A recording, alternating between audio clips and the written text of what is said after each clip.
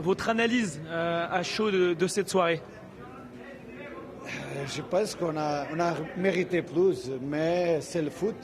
Nous savons que jouer ici est toujours difficile. J'ai parlé avant le match, la difficulté de ce match. Nous savons quand nous commençons le match pratiquement à prendre un but, après plus difficile parce que le scénario que Toulouse vole de faire compact, avoir la possibilité de le contre-attaque. Mais je pense que l'équipe a une bonne réaction. On a créé d'opportunités le premier temps. Et après le deuxième temps, était un jeu totalement installé à essayer de créer contre une équipe très compacte. On a fait le 1-1. Et je pense qu'après, nous ne pouvons pas prendre le deuxième but de Toulouse. Après, on a créé plus d'opportunités, mais le foot, nous savons. Je pense que le premier temps, principalement, a manqué d'agressivité défensive. Mais je pense que l'équipe a fait de tout pour changer le résultat. L'autre gros point noir de la soirée, ce sont les résultats de nos concurrents directs. C'était le pire scénario ce soir. L'OL avait son destin entre les mains et l'OL n'a plus son destin pour cette troisième place directement qualificative pour la Champions League. Regarde, je pense qu'aujourd'hui, on a garanti l'Europa League. Et je pense que c'est très positif. Je pense que les résultats sont comme je sais.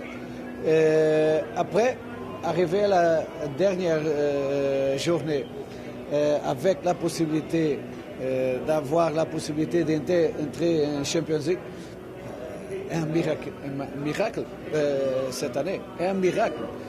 C'est pourquoi nous devons continuer jusqu'à la dernière minute de la saison à faire de tous pour faire quelque chose d'exceptionnel cette saison. On va voir. Nous va préparer bien le prochain match. Et à la fin, qu'est-ce qui se passe? Je suis très heureuse de cette groupe. Était difficile d'imaginer quand on a commencé la saison d'avoir cette possibilité.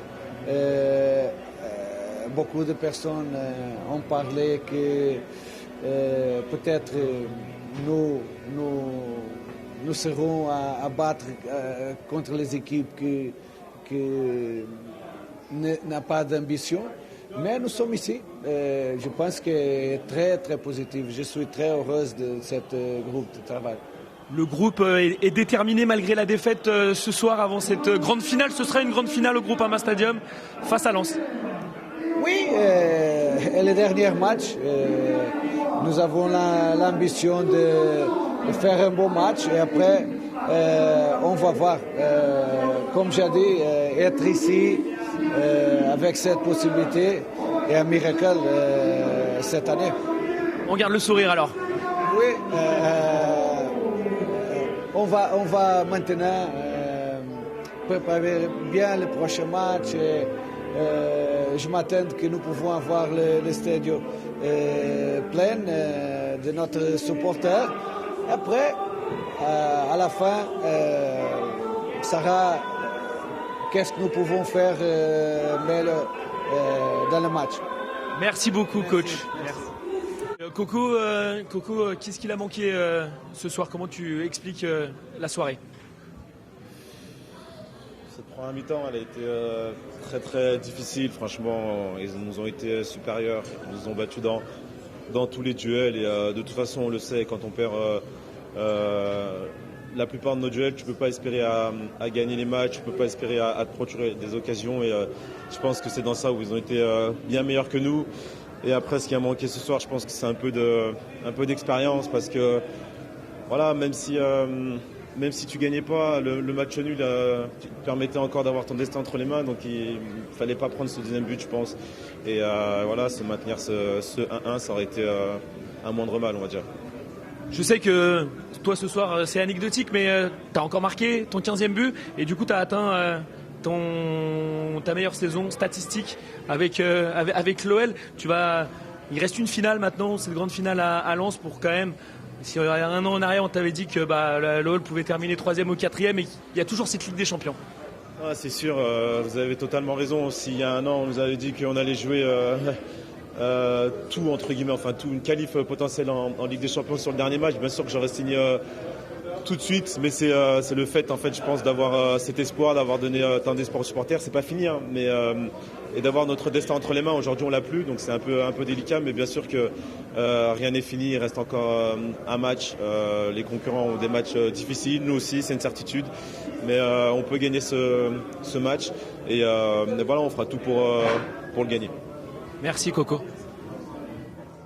Moussa, nous on a du mal un petit peu à comprendre, à mettre des mots sur ce qui s'est passé. Une défaite étonnante quand on voit les dernières prestations lyonnaises.